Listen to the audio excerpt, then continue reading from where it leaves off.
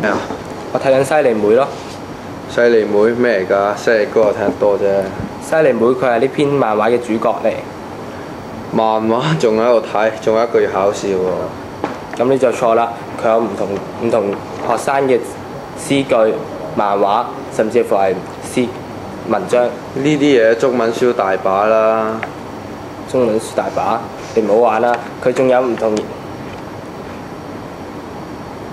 佢有唔同類型嘅作品，例如話係寫風景嘅、寫偵探嘅、寫校園嘅，咩都有。書包好多喎，中史書、通識書同埋科學書呢啲。咁你就錯啦，佢有公開試嘅寫作嘅攻略，佢可以教授你寫作嘅技巧，令到你嘅寫作能力提升。細鬼去教咩我咁勁？